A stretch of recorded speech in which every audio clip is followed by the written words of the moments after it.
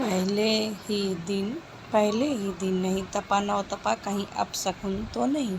क्या कहते हैं रहस्यमयी संकेत। नमस्कार दोस्तों, आप सबका हमारे YouTube चैनल वेदहंस में स्वागत है। तो आइए जानते हैं कि पहले ही दिन नहीं तपा नौ तपा तो कहीं अपशकुन तो नहीं होने वाला है। सूर्य के रोहिणी नक्षत्र में गोचर के साथ नवतपा शुरू होता है। यह 9 दिवसीय गोचर भारतीय कृषि पर गहरा प्रभाव डालती है। लोक मान्यताओं के अनुसार नवतपा की तीव्रता से वर्षा की मात्रा का अनुमान लगाया जाता है। उपनिषदों में भी नवतपा का उल्लेख मिलता है, जो मानसून की वर्षा के संकेत के रूप में देखा जाता है। धरती के एकमात्र प्रत्यक्ष देव भगवान सूर्य के रोहिणी नक्षत्र में गोचर हो के साथ ही धरती पर नवतपा शुरू हो गया है। देश भर के लोग, खासतौर पर मध्य प्रदेश में, इस नवतपा का बेसब्री से इंतजार हो रहा था। उम्मीद थी कि नवतपा इस बार खूब तपेगा, लेकिन पहले ही दिन झमाझम बारिश हो गई। इससे लोगों के मंसूबों पर पानी फिर गया। भारतीय कृषि परंपरा में नवतपा का संदेश शुरू से ही बड़ा रहस्यमय रहा है। नवतपा को लेकर वैदिक और उत्तर वैदिक ग्रंथों में भी कोई जिक्र नहीं मिलता, लेकिन कई पौराणिक ग्रंथों और उपनिषदों में इसका जिक्र बार बार आता है। खासतौर पर छंदयोग उपनिषद और आचार्य बराहमिहिर की बृहत संहिता समेत कई अन्य ग्रंथों में इसके महत्वपूर्ण खर्च चर्चा हुई है। इन ग्रंथों में माना गया है नवतपा जितना तपेगा धरती पर उतनी ही बारिश होगी, वहीं धरती पर जितनी बारिश होगी उतनी ही फसल अच्छी होगी।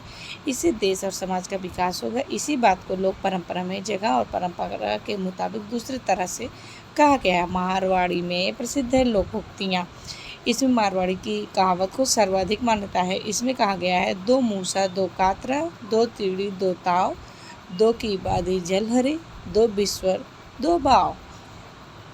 मतलब यह है कि नहीं, यदि नवतपा के शुरुआती 2 दिन नहीं तपे तो धरती पर चूहे का कातरा यानी कीट पतंगे ज़्यादा पैदा होंगे। इसी प्रकार दो तीड़ी दो ताव का मतलब होता है कि अगले 2 दिन भी गर्मी नहीं पड़ती तो टिड्डी और ताव यानी जहरीले जीव बढ़ जाएंगे।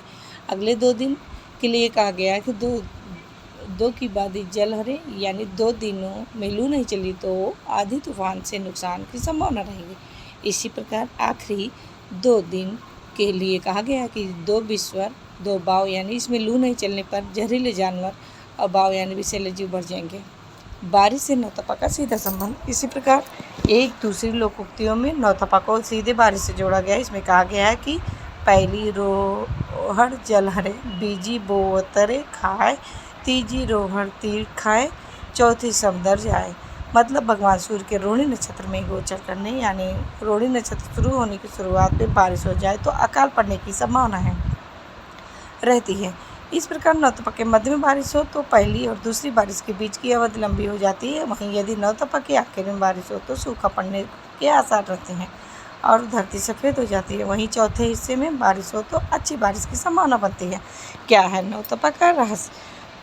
कुम्भ चक्र के मुताबिक पृथ्वी के केंद्र पर रोहिणी नक्षत्र का शासन होता है। भारत के भौगोलिक स्थिति को देखें तो यहाँ भी केंद्र बिंदु पर रोहिणी ही है, इसलिए रोहिणी नक्षत्र का ज़्यादा असर मध्य भारत पर पड़ता है। नवतपा की शुरुआत सूर्य के रोहिणी में गोचर से ही हो जाती है। ज्योतिषीय विचार के मुताबिक जब भी सूर्य का गोचर वृषभ राशि में कृतिका और रोहिणी नक्षत्र के आसपास होता है तो सूर्य की सीधी किरणें धरती पर पड़ती है। ऐसे हालात में धरती खासतौर पर मध्य प्रदेश और उससे लगते राजस्थान में गर्मी ज़्यादा पड़ती है। इस बार सूर्य का रोहिणी नक्षत्र में गोचर 25 मई को शुरू हो गया है और 3 जून तक रहेगा। उपनिषदों में कहा गया है कई बार चंद्रमा की गति की वजह से इन 9 दिनों में बारिश होती है। यह संकेत होता है कि मानसून में बारिश कम होगी। इसी परिस्थिति को रोहिणी कंठ का नाम दिया गया है।